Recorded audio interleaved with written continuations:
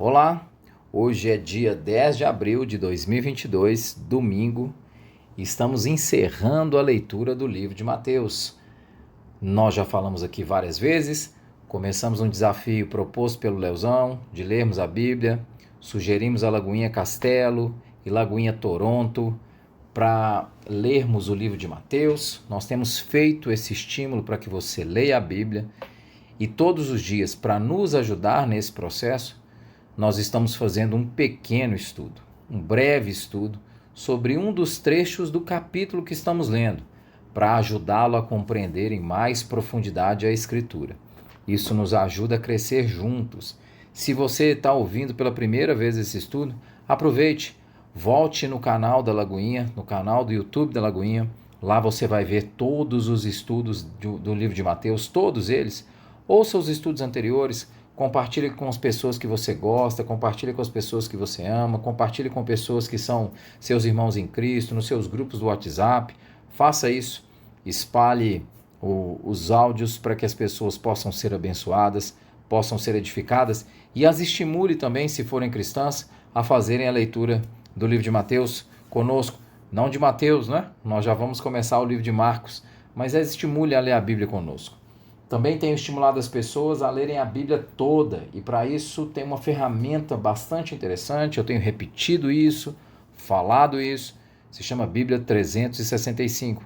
A Bíblia 365 é uma Bíblia normal, não é uma Bíblia de estudo, mas ela separa o texto bíblico em um trecho do Velho por dias. Então todos os dias, hoje por exemplo, dia 10, tem lá a leitura do dia 10. Nós temos um texto do Velho Testamento, um texto do Novo Testamento, um texto de Salmos, um texto de Provérbios. Então, todos os dias nós temos esses 4 trechos. E se você se empenhar em fazer a leitura diária, ao final de um ano, por isso Bíblia 365, você terá feito a leitura do texto todo. Hoje nós vamos ler o texto de Mateus 28, versículo 19 e 20. Diz assim: portanto, vão e façam discípulos de todas as nações, batizando-os no nome do Pai, do Filho e do Espírito Santo, ensinando-os a obedecer a tudo que eu lhes ordenei, e eu estarei com vocês até o fim dos tempos. Eu estarei com vocês até o fim dos tempos. Bom, você tem vergonha de pregar o Evangelho? Você tem vergonha de falar do Evangelho? Eu confesso para você que muitas vezes eu tenho dificuldade em algumas circunstâncias e ocasiões e locais onde eu estou de pregar o Evangelho. Essa é uma dificuldade, esse é um desafio. Eu não sei se você tem esse desafio similar a mim, no trabalho, na universidade. Às vezes é difícil a gente dar o primeiro passo de pregar o Evangelho. E nós temos aqui, eu separei hoje um conjunto de dicas ou passos que podem nos ajudar nessa tarefa. Eu entrei em Lagoinha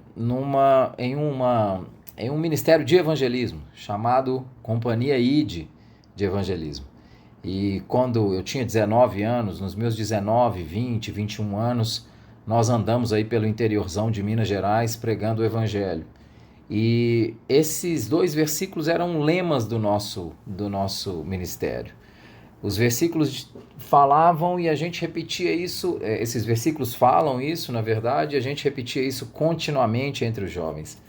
E até hoje, uma turma imensa da ID está por aí, vários deles exercendo o seu ministério, no nosso meio mesmo em Lagoinha, outros em outras localidades, mas o importante é que a gente era encucado com esses textos aqui.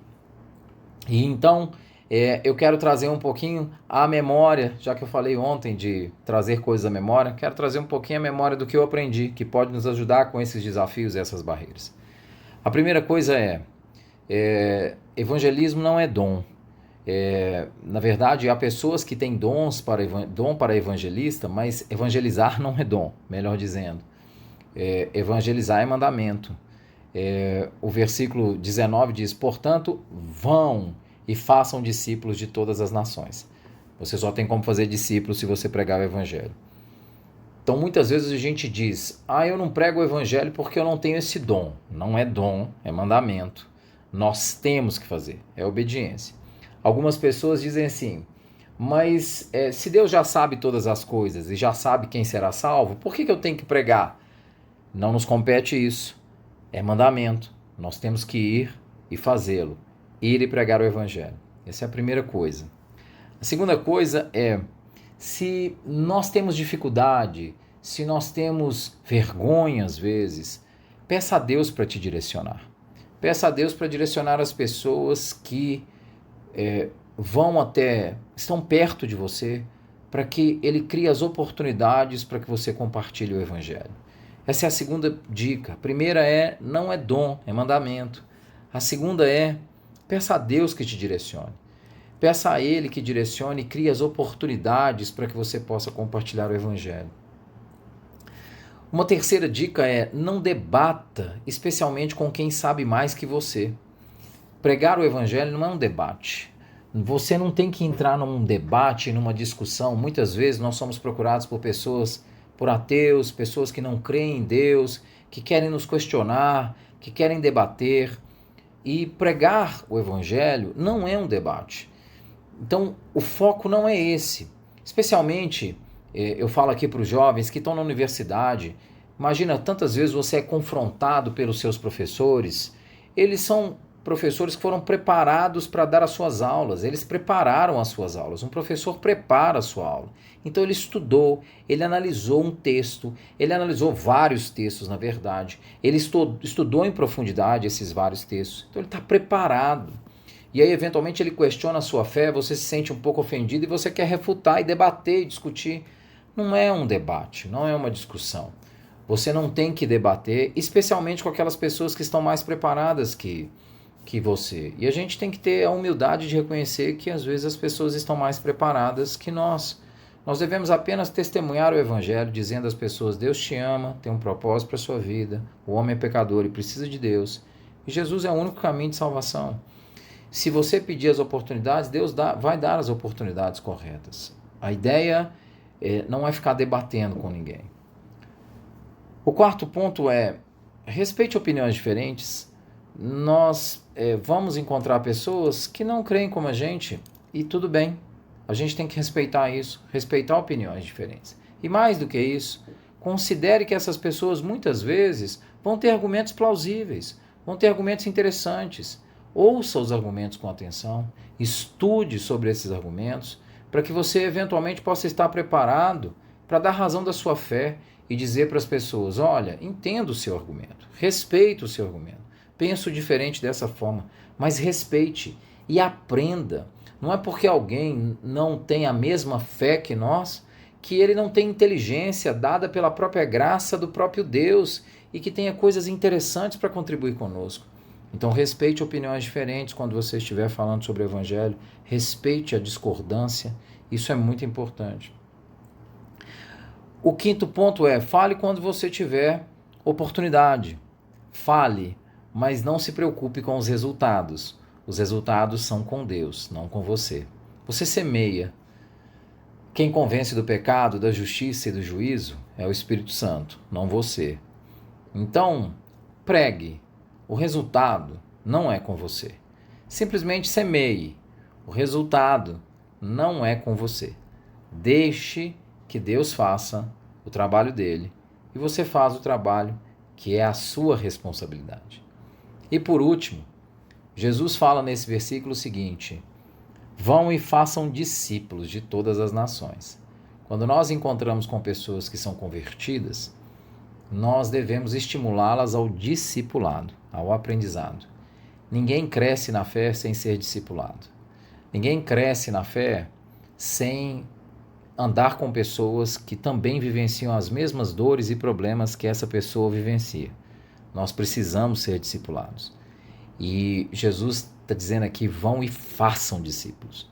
É uma necessidade. Nós precisamos fazer discípulos. E nós precisamos ser discipulados. Então aqui cabe um questionamento. Eu estou sendo discipulado? Quem me discipula? Quem me confronta? Quem caminha comigo? Quem me edifica? Porque se você não está sendo discipulado, você vai ter muita dificuldade de crescer na sua trajetória cristã. muita dificuldade. Sem discipulado, não há como crescer na trajetória cristã. Esses eram os pontos que eu queria trazer para você. Não se trata de um dom, é um mandamento. Peça a Deus para direcionar e abrir as oportunidades. Não debata, principalmente com pessoas que estão mais preparadas que você. Respeite crenças e opiniões diferentes. Fale quando houver oportunidade, deixe os resultados com Deus e se preocupe com o discipulado. A começar em você, a começar em mim, a começar em você. E eu vou encerrar os estudos do livro de Mateus com o versículo 20, que diz assim, na sua parte B: e eu estarei sempre com vocês até o fim dos tempos. O Senhor há de estar conosco até o fim dos tempos, pois Ele prometeu dessa forma e Ele é fiel para cumprir as suas promessas. Deus te abençoe e logo, amanhã, nós começamos o livro de Marcos. Fica com Deus.